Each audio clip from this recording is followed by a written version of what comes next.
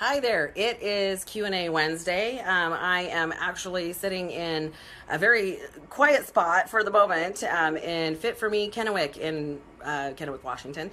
Anyway, I'm excited to be here. It's been an interesting week.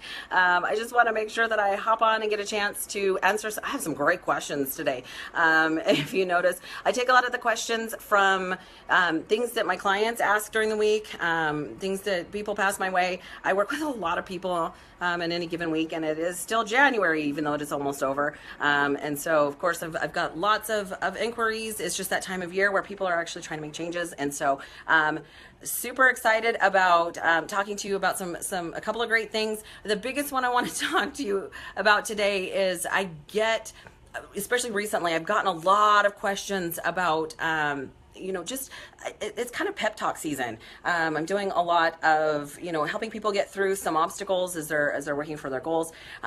Because it's one of those situations where, it's 3 weeks into the new year and people are thinking, okay, I've been putting some time and effort into, getting healthy. How come I'm not seeing results yet? What should I be seeing? When should I be seeing it? How long is it going to take me to get where I want to go? And so I kind of want to take everybody a couple of steps back and talk about my question on my post this morning was, when am I going to be shredded? Because that seems to be the thing for everybody, is everybody wants to be lean and mean and look good. And, I'm actually really excited that people are no longer looking for things like, hey, I want to be skinny, because to me, skinny's a 4-letter word. I don't like that word. Skinny to me does not say anything about being healthy. It's more about being lean and strong, and looking at it a kind of a different way. But when it comes to shredded, let's talk about this for a second. When it comes to being shredded, guys, to get where I am now, it's taken me about 7 years. Okay, I've got some mature muscle going on.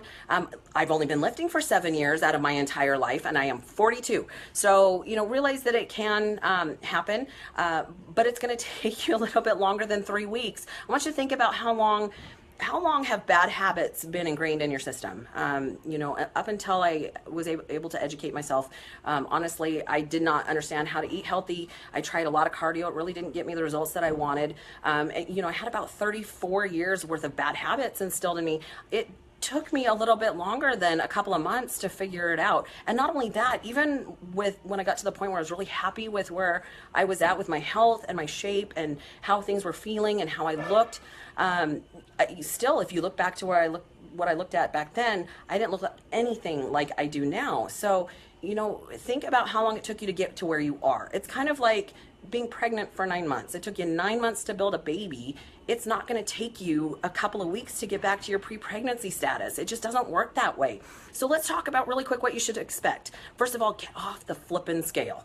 I don't know how many times I have to say this. The scale does not tell you everything. It's not giving you the results that you're looking for. The scale does not tell you, what size clothing you are. It doesn't tell you how much of that is muscle. It doesn't tell you how much of that is water. I'm actually the heaviest I've been since I started to compete, but I'm still only 12% body fat. So figure that, at 150 pounds right now, and 12% body fat, not much of that is fat. I'm still as lean as I can possibly be at what I'm trying to accomplish. So, when we talk about getting shredded, you're talking about consistency, doing consistent things for quite a while in order to see those results. So, the other thing to remember is that the results that you're going to see start from the inside out. Hi, Dalma. It's good to see you, honey. I missed you on Monday. Keep that in mind that, it does. It starts from the inside out. So even from the first moment that you jump on a treadmill or do some cardio or start to strength train, you are getting results. They just don't hit the outside. Your body actually has to assimilate on the inside. You'll see the results depending on how consistent you are and how much you're putting into it, anywhere from, a few weeks to a couple of months. Most people actually see that their energy level changes, their clothes fit different. So, what you're looking at, you might need to look at some different options of measurements and how you're seeing those results. So keep that in mind. Okay, so a couple of questions I've had from people. I love working with new people because the first thing, I get a little bit of giggle out of it, and it's just because I've been there, is something called DOMS, delayed onset muscle soreness. One of the things that happens when you get moving is that you move those muscles in a way they haven't been moved before, and you might get a little bit of soreness. So notice that I said delayed onset. That doesn't mean that it's usually the same day as. It usually means it's like 12 to 24 hours after doing that exercise. Now, here's the cool thing. Number one, you won't always be sore. You won't. You'll tend to only get sore when you do something a little bit different, when you work that muscle a little bit differently, when you change a variable, when you lift.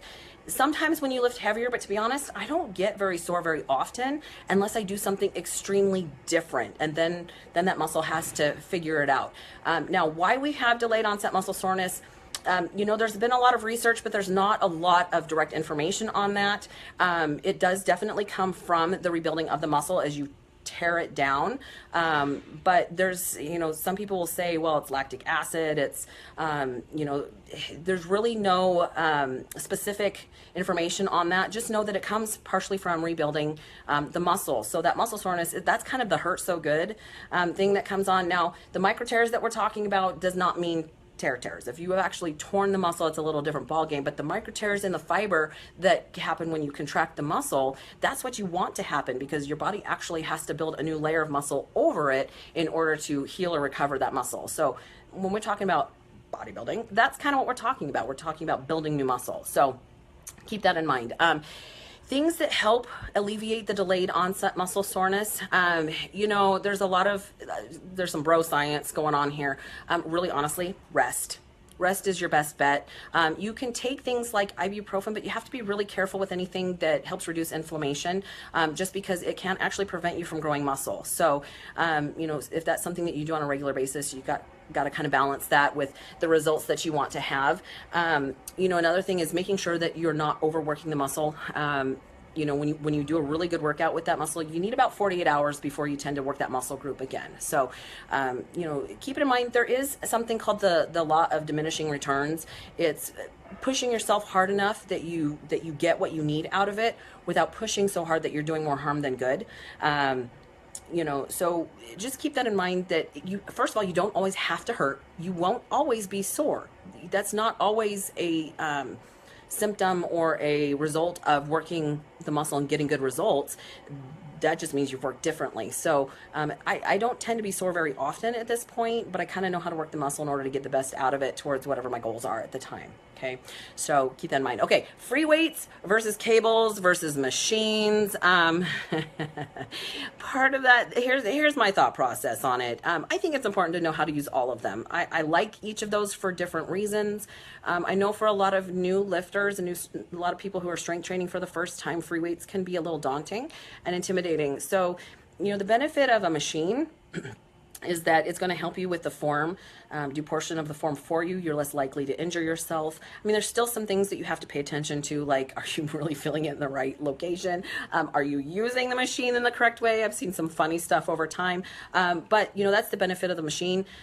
Cables, I love cables because you're going to get a little bit different effect out of it. You're getting resistance both directions. Plus, the cables are usually interchangeable. You can change out the tools, the attachments, but it just feels different. You can kind of feel that you're getting resistance on both the positive and the negative part of the motion. So that's a great option. But free weights, the benefit of free weights is that you can kind of get a workout no matter what gym you hit, where you're going. If you have a set of dumbbells, you can get something accomplished. So knowing all those are a benefit. Other benefit of using free weights is that you're going to use a lot more muscle to stabilize. You can do a lot more with compound movements, such as powerlifting or, anywhere from squats to cleans. It allows you to get a little bit more out of one exercise versus just isolating the muscle and getting, just utilizing that muscle group. So keep that in mind, that I actually use all of the above. It just depends on the day, depends on what I'm trying to accomplish, and it depends on the client. I kind of do a progression. I want people to feel confident and comfortable in the gym, but I also want you to be able to walk into any gym and be able to use the equipment and feel comfortable and not intimidated by it. So if you realize that 80% of the people coming to the gym really have about as little clue as to what they're doing as you do, you're all there to learn. So as long as you're having some gym etiquette, which we talked about a couple weeks ago, you're all there for the same reason. You want to improve yourself. So keep that in mind. There's some great things that come out of the gym.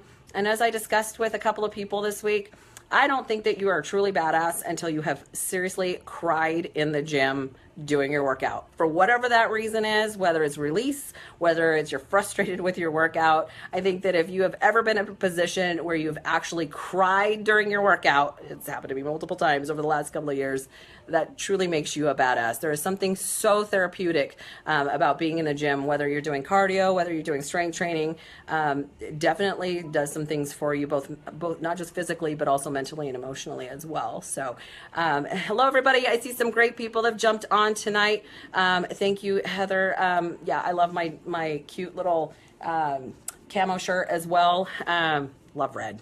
Love red. That's kind of my thing. So anyhow, those are my answers to your questions this week.